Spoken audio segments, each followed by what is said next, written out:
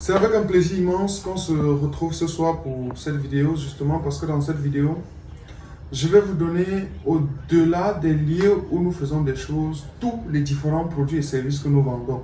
Parce qu'en réalité, les gens me contactent et me demandent tous les jours, qu'est-ce que vous faites au juste? Donc, dans cette vidéo, au juste, je vous dirai exactement ce que nous produisons, ce que nous pouvons mettre à votre service et je vous dirai également ce que nous faisons pour nous-mêmes et des fois ce qu'on peut aussi faire pour vous de manière gratuite.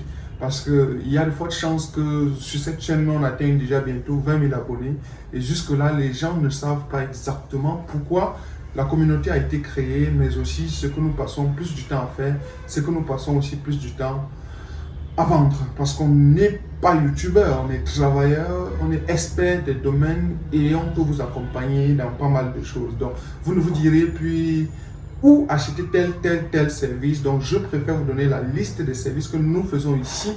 Cela vous aidera à faire le bon choix quand vous aurez à lancer votre projet, quand vous aurez besoin de telle chose.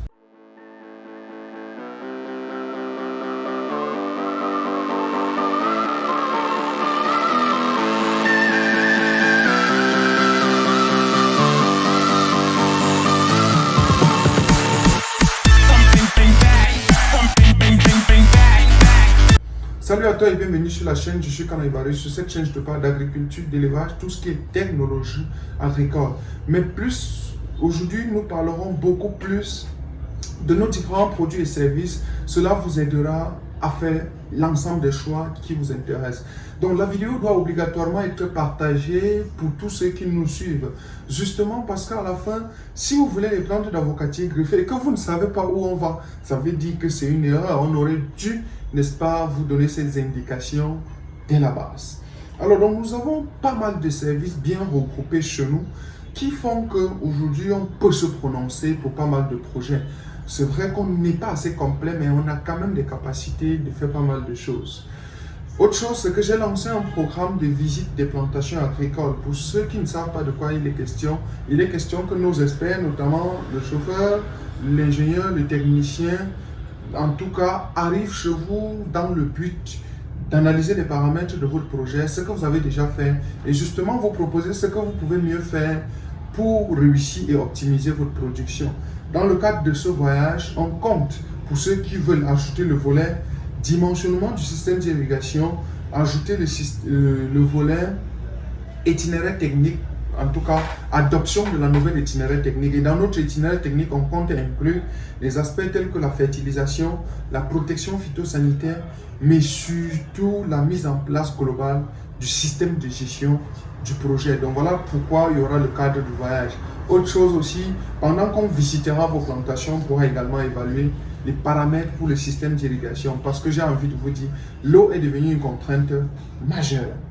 Alors, dans la prestation de services, je vais vous donner la liste en vous permettant d'avoir assez de détails pour tout ceci.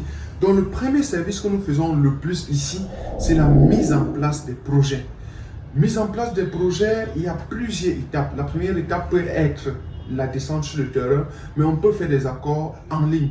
Et il s'agit donc des activités telles que le piquetage, la trouaison et le planting. Nous sommes très focalisés sur les aspects d'arbres fruitiers et agrumes, et bien évidemment bananiers, plantains, culture de papaye. Donc, c'est nos aspects de base.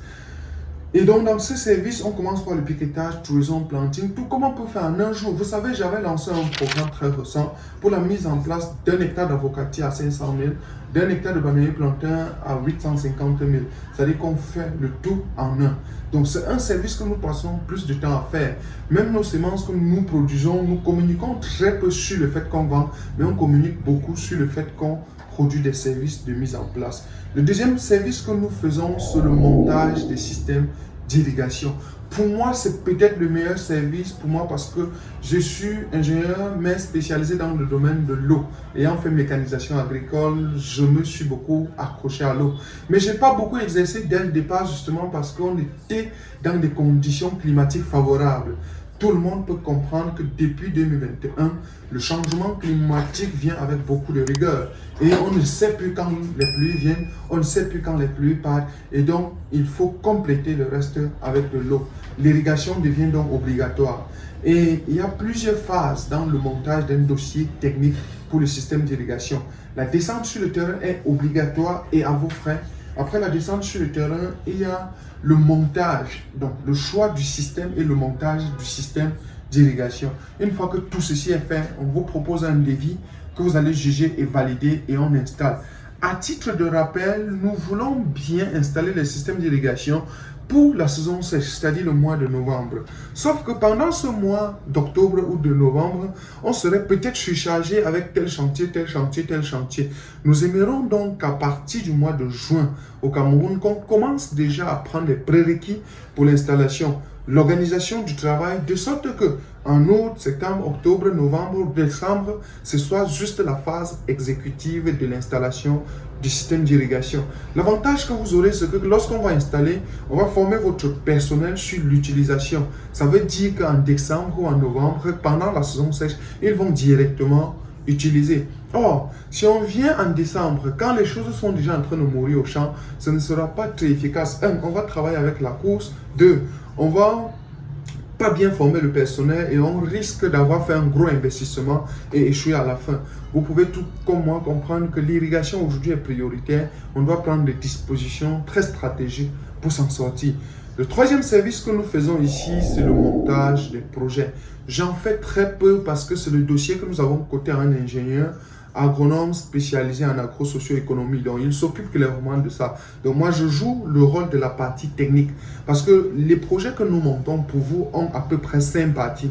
Je vous donne les détails pour vous permettre de savoir quel est le document que vous attendez de nous lorsque vous nous soumettez un projet. Il y a l'introduction générale du projet et la définition des concepts de base pour votre projet. Ça veut dire qu'on vous dit des termes que vous devez déjà vous habituer et on définit ces différents termes. Ça vous aide à comprendre la suite du document.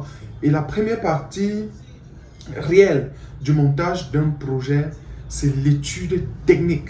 Est-ce que le projet est techniquement faisable? Donc, l'étude technique peut inclure les étapes de descente sur le terrain, les étapes d'analyse de sol, les étapes d'évaluation des terres. Et tout ceci se fait sur le terrain et après, il y a l'étude technique.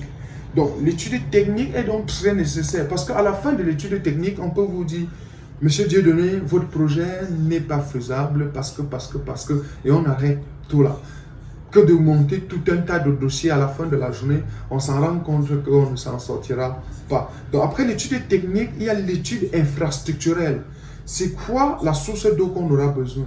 Quels sont les bâtiments qui seront nécessaires? Est-ce qu'on doit avoir une ferme pour automatiser la gestion de la fertilisation de la ferme? Est-ce qu'il faut les toilettes? Est-ce qu'il faut? L'étude infrastructurelle est d'autant nécessaire que l'étude technique. Parce que organiser un projet, c'est bien, mais échouer le projet parce qu'il n'y a pas l'électrification dans la zone, c'est encore très dangereux. Et lorsqu'il n'y a donc pas l'électrification, quelles sont les dispositions qu'on peut prendre? C'est tout ceci que je vous fais dans l'étude infrastructurelle. C'est après cette partie que dans la 3e ou 4e partie, j'ai fait l'étude financière. C'est quoi l'argent que vous aurez besoin pour l'étude technique, pour la mise en place technique de votre projet, pour la construction infrastructurelle. Donc l'étude financière vient jouer ce rôle. Je sais que beaucoup attendent le volet financier. Ça va me coûter combien pour mettre un hectare d'avocatier? C'est la question qu'on peut poser.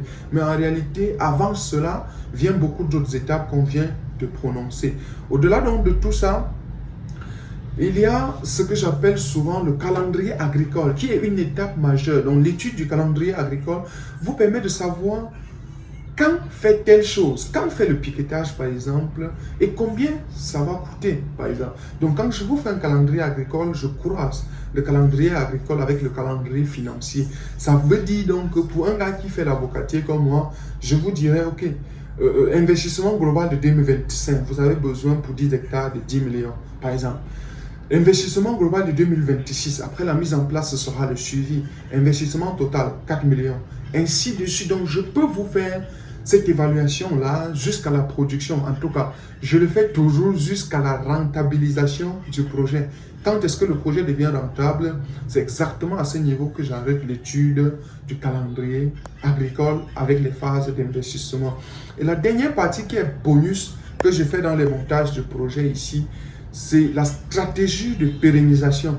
Alors, si je vous pose une question de savoir Où est-ce que vous allez vous trouver dans 10 ans? Autrement dit, aujourd'hui, vous avez 1 hectare de bananier plantain. Où est-ce que vous allez vous trouver dans 10 ans? Donc, la stratégie de pérennisation est un outil déterminant pour la croissance de l'entreprise. Combien d'ouvriers il vous faut dans 10 ans? Ça, vous ne pouvez pas répondre. Mais quand je vous fais l'étude de la stratégie de pérennisation, j'ai défini tout cela. Ça fait que en 10 ans, puisque vous allez doubler votre effectif de la main-d'œuvre, vous allez forcément doubler tout simplement les bâtiments. Et donc, on revoit encore l'étude infrastructurelle.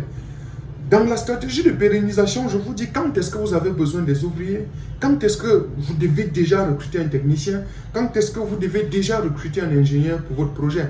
Parce que vous n'allez pas lancer 1 hectare de bananier plantain et à la même année, vous dites que vous sollicitez un ingénieur pour vous accompagner dans votre projet. Non, ça ne passe pas. Vous pouvez prendre un ingénieur de manière ponctuelle, mais qu'à cela ne tienne, dans la stratégie de pérennisation, je compte vous en dire autant pour vous permettre de prévoir sur l'avenir.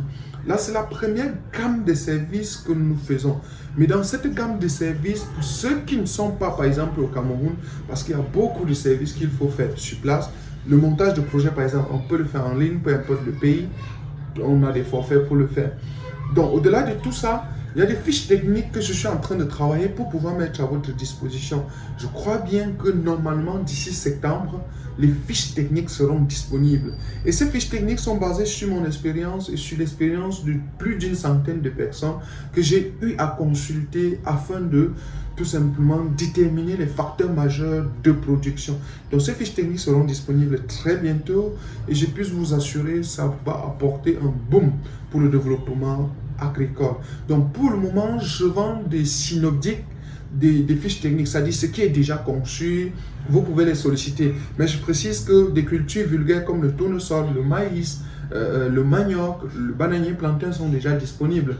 Mais je veux faire tout en même temps avant de vraiment mettre sur le marché. Donc on peut réellement le faire.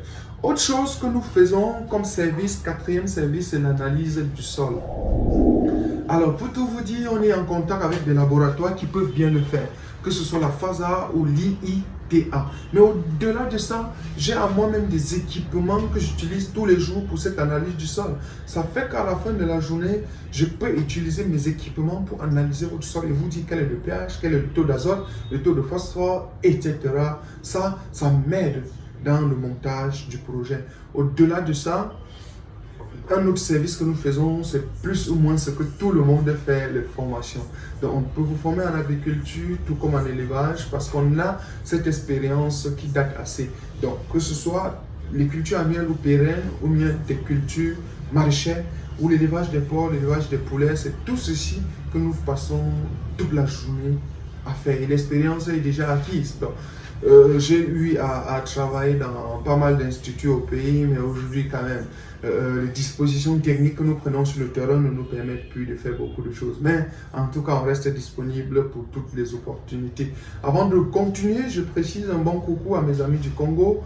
Les pépiniers sont bien installés à Brazza et à Dolezi, mais je reprécise encore que les ventes ne peuvent se faire que sur commande. C'est-à-dire que vous n'allez pas attendre octobre ou novembre, le retour des pluies, pour venir dire nous voulons 1000 pieds d'avocat, ça ne marche pas. C'est la première année que nous faisons les affaires au Congo et nous ne voulons pas produire en quantité pour attendre les clients. Nous voulons que les clients viennent vers nous et nous disent leurs besoins et on travaille. Même si vous cautionnez votre investissement à 10%, je serai preneur. Passez visiter la pépinière de Brazza ou celle de Dolezi, ça fait que vous pouvez mieux décider. Le grand service que nous faisons, c'est la vente des semences. Et dans la vente des semences, j'ai clairement pas envie de citer trop en profondeur, mais on va donner les noms avec des variétés. Si vous avez vraiment de quoi noter, ça vous aidera. Ça fait que demain, si vous sollicitez quelque chose, vous aurez des références. Donc la première gamme de semences que nous mettons à votre disposition, c'est des arbres fruitiers et agrumes. Et dans ça, on a des greffés, des sélectionnés et même des macotés. Donc on peut vous citer le safoutier, sélectionné ou macoté. On peut vous citer le citron greffé. On a la variété lime mexicaine, lime Tahiti. On a des oranges, on a des mandarines, on a des manguiers, par exemple le manguier palmer, la mangue d'âme et même la variété Kent. Donc on en a développé. Vous savez que la spécialité c'est l'avocat. Donc on a la variété Ixon, on a Botset, on a Tonnage. Bref, Pour l'avocat, j'ai autour de 12 variétés qui sont représentatives au Cameroun pour le moment. Et très bientôt, ce sera disponible aussi au Congo. Donc, au-delà des arbres fruitiers que je viens de citer, vous pouvez avoir d'autres un peu plus rares, comme le bitacolatier que je développe très bien et que même en 2025, je vais certainement aboutir à la fin de la recherche que j'ai faite jusqu'ici pour pouvoir produire le bitacola sur 7 ans au lieu de 12 ans, voire au lieu de 9 ans. Donc, restons vraiment à l'écoute, ça nous aidera beaucoup. Donc, on a le bitacola, on a le rambotanier, on a le mangoustanier, qui sont des plantes rares, mais que je développe ici parce que justement, je me rends compte que c'est des trucs négligés. Au-delà de ça, j'ai des semences de manioc, variété 8036, 8034. Il y a des rejets d'ananas, vous savez, depuis un temps, je suis en train de faire l'ananas comme culture associée. Il y a des boutures de macabo, que ce soit le rouge ou le blanc. Il y a plus ou moins des semences de culture maraîchère comme le tournesol et ma variété composite de maïs que vous connaissez très bien. Il y a aussi le soja, pour ceux qui sont dans certaines zones, il y a le soja qu'on peut également vous donner. Donc au-delà de ces semences, nous pouvons dans les services précédents vous accompagner dans la mise en place de ces choses. N'oubliez pas que j'ai travaillé 2 ans pour améliorer la technique de sélection des graines de papaye. Ça veut dire qu'à ce jour, on a un actif, un patrimoine de semences de papaye très intéressant, que ce soit la Goliath, le Kalina, ou bien les papayes solo numéro 8 ou papayes solo américaines. Tout ça, on peut le faire et on en fait au quotidien pour vous. Maintenant, le dernier sous-service que je suis en train de développer pour le moment, ce sera le service de calcul des besoins de votre entreprise. Parce que je me suis clairement rendu compte que les gens ne savent pas évaluer ce qu'ils ont besoin en instant T. C'est-à-dire que je vais créer un service très bientôt qui va s'occuper de certaines charges fonctionnelles de votre entreprise. Ça veut dire que si vous avez fait un hectare de piment et que vous voulez la liste des produits phyto, par exemple, qu'il faut, traitement jusqu'à la fin, la liste des équipements, du matériel d'irrigation que vous-même vous allez acheter, je peux faire ces différents calculs pour vous. Autre chose, un autre calcul peut par exemple être le calcul de la quantité d'engrais. Je suppose que vous avez fait 500 hectares de maïs, vous ne savez pas quelle quantité d'engrais commander. Ça aussi, je peux calculer pour enfin vous recommander. Donc voilà quelques services que nous passons toute la journée à réaliser. N'oublions surtout pas que je suis attaché à un autre service où on fait la location des engins agricoles, notamment des tarières, des motoculteurs, des tracteurs et des bulldozers. Donc je suis attaché à ce service comme ingénieur qui peut en tout cas donner la ligne de niveau. Et en tout cas à la fin de la journée, vous aurez les contacts. Est-ce que vous pouvez nous contacter pour quoi que ce soit? Maintenant, où est-ce qu'on fait tout ça? Parce que si vous savez ce que nous faisons et vous ne savez pas où on fait, je dois dire le bureau principal il est à Yaoundé, mais la pépinière de base est en Balmayo, mais rattachée à Yaoundé. Et en fait, Tchan, la phase de Tchan, il y a une pépinière à Tchan, il y a une autre à Bafoussam. Donc au-delà de tout ça, vous savez très bien que Njombe est reconnu par le Kabak, enfin j'allais dire, reconnu comme le patrimoine sémantique du Cameroun. Donc nous avons également décidé de travailler en Njombe, Cameroun. Au-delà de ça, je suis en train de faire une expérience en Gaoundéré. C'est vrai que je suis à 2 ans d'expérience déjà, c'est un peu trop chaud. Mais les plantes ou bien pas mal de choses sont disponibles également au service de Gaoundéré, notamment dans la ville de Belel. Je crois que c'est 120 km de Gaoundéré. Donc là aussi, on a 2-3 trucs. Mais les nouveaux chantiers que nous sommes en train d'y travailler, c'est les chantiers du Congo-Brazza et du Congo-Kinshasa. Donc si vous avez des projets dans ces 2 pays-là, très forcément, on sera ensemble pour pas mal de choses. En tout cas, j'espère que la vidéo vous a servi parce que j'ai décidé aujourd'hui de vous donner pas mal de choses afin de vous permettre de savoir ce que nous pouvons vous apporter. Maintenant, ce que nous pouvons vous apporter sur le plan gratuit, c'est des stages. Ça veut dire que si vous êtes dans une école et que vous aimez faire l'agriculture et que de tout ce que j'ai cité, ça trace ce que vous voulez faire, ben, vous pouvez venir en stage. Et je reçois ici des stagiaires qui peuvent faire 1 mois, 2 mois, 3 mois. Et il y a 2 types de stages ici. Il y a les stages pour les étudiants, ça c'est des stages professionnels. Mais il y a également des stages pour ceux qui ne font pas des écoles. C'est-à-dire que même étant au quartier, vous pouvez venir faire également un stage chez moi. La différence est nette entre un stage et une formation. Pendant le stage, on va à notre rythme. Mais pendant la formation, on va à votre rythme. C'est-à-dire que vous pouvez venir chez nous faire un stage sur la culture de bananier plantain, sauf qu'on va à notre rythme. Mais si vous venez faire une formation sur la culture de bananier plantain, on va à votre rythme. Ça veut dire que on définit le timing qui vous convient pour la formation et l'accélération qui vous convient. Ça fait qu'à la fin de votre cycle, vous avez une compétence majeure pour la culture de bananier plantain. En tout cas, je ne vais pas être plus long.